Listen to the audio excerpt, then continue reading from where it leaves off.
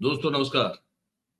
4 PM news network 4 PM Gujarat पर आप सभी का बहुत बहुत स्वागत है। मैं हूं आपका दोस्त मयूर जानी। दोस्तों, चुनाव कोई कह रहा है कि जल्दी हो जाएंगे, बहुत सारे ज्योतिष कह रहे हैं कि जल्दी हो जाएंगे। ममता बनर्जी कह रही है कि भाई सभी हेलीकॉप्टर बुक कर लिए गए हैं भारतीय जनता पार्टी के द्वारा, दिसंबर में चुनाव तय है। नीतीश कुमार भी कह रहे हैं चुनाव तय है। साथ में ये भी हो रहा है कि जो 200 रुपए कम किए गैस के सिलेंडर में, तो विपक्ष जो है वो ताल ठोक के कह रहा है तो हमारी सिर्फ 2 बैठकें हुई है और ये हाल है। हम आगे आगे देखिए सरकार जो है कितना झुकना पड़ेगा अपने निर्णयों को लेकर, जो निर्णय ऐसे निर्णय जो कि देश में महंगाई को इतना बढ़ाने के लिए जिम्मेदार है, ये विपक्ष कह रहा है। ठीक है, लेकिन साथ साथ में ये भी हम देख रहे हैं बहुत सारी जगह पे कि भारतीय जनता पार्टी के जो चुने हुए प्रतिनिधि हैं जनता के, उनके खिलाफ भी जो है लोग खुलकर अब जो है वो अपनी मांग रखते हुए उनके काम करने की शैली का विरोध करते हुए नजर आ रहे हैं। ये से कुछ दृश्य आ रहे हैं, हम आपको दिखाएंगे। हम वो सब दिखाएं उससे पहले हम आपसे एक छोटी सी रिक्वेस्ट करते हैं कि अभी से इस वीडियो की लिंक को आप हो सके उतना शेयर कर दीजिए, तो हमारी बात मैक्सिमम लोगों तक पहुंच जाएगी आप सबके समर्थन से, सहयोग से, मदद से। तो वो आप जरूर करें। बिहार के एक भारतीय जनता पार्टी के सांसद हैं जायसवाल साहब, उनका एक वीडियो आया सामने। तो देखिए उनके, अब जनता की ये हिम्मत हो चली है कि अब वो मांग रही जवाब सांसद से। बताइए क्या जमाना आ गया है।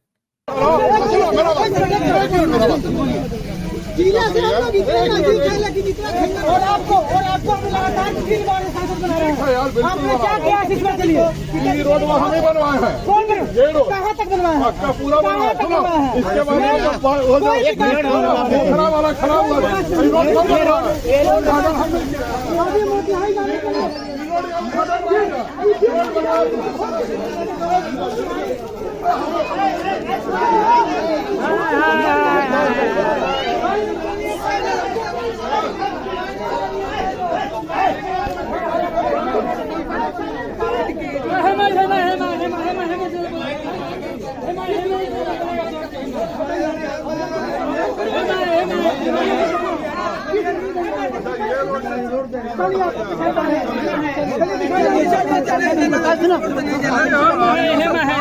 टेंडर में चला गया सर। हमेशा ये रोड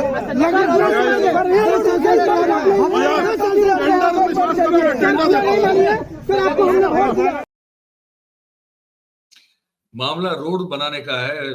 सांसद महोदय ने बोल दिया होगा कि हम बनवा देंगे। अब ये गजब है, ये जो दृश्य कि अब जनता की ये हिम्मत कि अपने जो सांसद है उनके साथ इस तरह से बीच सड़क पर जो है खड़ा रखकर उनके साथ ये दलीलें करें और ये जवाब मांगे, सवाल पूछें।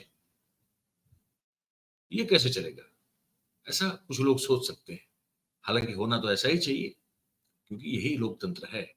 अगर आपने जिसको चुनकर भेजा है वो अगर आपका काम नहीं कर रहा है तो बीच सड़क पे ऐसे ही खड़ा रख के उससे सवाल पूछा जाए। वो पूछने का अधिकार हमारा यानी कि जनता का है और जवाब देना वो जिम्मेदारी वो चुने हुए जनप्रतिनिधि की होती है। ये समझना और इसको ठीक से दिमाग में बिठा लेना बहुत जरूरी है। ये लोग ने किया तो ठीक किया, वादा किया आपने, पुरानी किया तो आपसे जवाब मांगा जाएगा, सवाल पूछा जाएगा और आपको अपना वादा पूरा करना पड़ेगा। यही लोकतंत्र की जो खूबी है वो ये है। और जब जनता जागरूक होगी तो चाहे वो कहीं का भी सांसद हो, किसी भी पार्टी का सांसद हो, लेकिन जवाब मांगना, चाहे वो सांसद हो, चाहे वो विधायक हो, चाहे वो आपका वार्ड का काउंसलर क्यों ना हो, जब वो आपको कुछ वादा करके अब जब सत्ता में बैठते हैं, चुनकर जाते हैं, फिर उनकी जिम्मेदारी बनती है कि जो वादे किए थे वो हवा में लटकते न रहे, वो पूरे हो। ये बहुत जरूरी है। अब दूसरी एक और बात बता दें नितिन गडकरी साहब को लेकर, इस क्योंकि वो एक ऐसे कैबिनेट मिनिस्टर, इस केंद्रीय सेंट्रल कैबिनेट में एक ऐसे मंत्री हैं जो कुछ करते हुए दिखाई देते हैं, है ना। देश की वो जो परिवहन विभाग है उनके वो मंत्री हैं और उसने अपने मंत्रालय के जो जो कहते हैं ना कि दिशाओं को उस तरह से खोला हुआ, एक्सपांड किया हुआ है कि बहुत सारी चीजें वो करते नजर आ रहे हैं। ये बिहार के सांसद महोदय तो नहीं कर रहे थे इसलिए उनको घेरा गया, ये कर रहे हैं शायद इसलिए जो है वो एक प्रतिस्पर्धी लग रहे हैं प्रधानमंत्री जी को अपने पद को लेकर आने वाले चुनाव के समय, और इसलिए शायद जो है सब ये कहा जा रहा है कि कैग ने जो वो एक रिपोर्ट की है शायद इसी का नतीजा भी है। वो कितने उससे अपसेट हैं वो हमने वो दृश्य दिखाया जहां प्रधानमंत्री की और वो देखते भी नहीं है, लेकिन यही एक मिनिस्टर हैं जो कुछ करते हुए नजर आ रहे हैं, जो उन्होंने शायद वादा देश की जनता को किया उसको पूरा करने की कोशिश करते नजर आ रहे हैं। आजकल जो है वो ग्रीन एनर्जी पर बहुत बड़ा मामला चल रहा है, तो उस मामले में पर्यावरण जो है उसको अगर बचाना है तो ग्रीन एनर्जी पे हमको कन्वर्ट होना पड़ेगा। हम 140 करोड़ की आबादी वाला देश है, अगर हम ठीक से इसको पकड़ लें, इस पर चलना शुरू कर दें, तो बहुत बड़ा जो कार्बन का जो उत्सर्जन है वो उसको रोका जाएगा। उस पर ये आदमी जो है काम कर रहा है। उन्होंने वो एक कार लॉन्च कर दी टोयोटो वाली, इथेनॉल और पेट्रोल का मिश्रण वाली। तब उन्होंने जो कहा वो आपको मैं सुनाता हूँ, क्योंकि जब जनता के प्रतिनिधि बन के आप जाते हैं संसद में, आपका काम है जनता के लिए पॉलिसी अच्छी बनाना और उसको अच्छी तरह से इम्प्लीमेंट करना। वो सांसद तो नहीं कर पा रहे थे, जनता ने घेरा था, इनको घेरा जा रहा है क्योंकि अच्छा काम कर रहे हैं, लेकिन फिर भी जो अच्छा काम करता है उसके बाद भी तारीफ भी करनी चाहिए। तो हम गडकरी साहब की ये बात आपको सुनाते हैं। संघ के सरसंघ चालक थे सुदर्शन जी, वो कहते थे कि इस देश का किसान देश के लिए ऊर्जा और फ्यूल तैयार कर सकता है। तब हमारी बात पर कोई विश्वास नहीं रखता था। अभी पांडे जी मुझे बता रहे, मैं बीजेपी के प्रेसिडेंट के नाते हर बार कहता था, गांव अगर समृद्ध और संपन्न बनाने हैं और गांव गरीब मजदूर और किसान का कल्याण करना है तो हमको पहले किसी भी हालत में एग्रीकल्चर ग्रोथ रेट बढ़ाना होगा, और इसलिए किसान को अन्नदाता नहीं ऊर्जादाता बनाना पड़ेगा। अब किसान ऊर्जादाता भी बन गया, बिटुमिन दाता भी बन गया, अब बायो एविएशन फ्यूल का भी दाता बन जाएगा। तो कॉर्न, गेहूं, चावल, शक्कर से उसको ज्यादा कमाई होगी और गांव समृद्ध होंगे, क्योंकि अब 100% इथेनॉल टू व्हीलर में चलेगा, ऑटो रिक्शा में चलेगा। बसेस हमारे यहाँ थी, मैंने स्कैनिया की बसेस 100% इथेनॉल पर चलाई, कभी प्रॉब्लम नहीं आया। अब ये कार आई है, ये 60% बिजली तैयार कर रही है और 40% इथेनॉल है।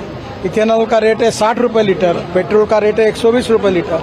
60 रुपये में ये 60% बिजली तैयार कर रहा है, तो ये 25 रुपये, 20 से 25 रुपये पर लीटर एवरेज हिसाब से पेट्रोल की कीमत आएगी। तो ग्राहकों का फायदा है, प्रदूषण में एकदम कमी है क्योंकि ग्रीन फ्यूल है, और किसानों को इसका फायदा होगा। आज मक्के का भाव 1800 के ऊपर चला गया क्योंकि मक्के से इथेनॉल बन रहा है। तो स्वाभाविक रूप से चावल जो हमारे पास बहुत स्टॉक में पड़ा है उससे इथेनॉल बनेगा, बाम्बू से बन रहा है, अभी परली से, राइस स्ट्रॉ से बन रहा है। तो ये क्रांतिकारी ये है, और इससे देश में कृषि और ग्रामीण क्षेत्र में तो बदलाव आएगा, पर देश का इम्पोर्ट बचेगा। 2 लाख करोड़ की इकोनॉमी जब बन जाएगी।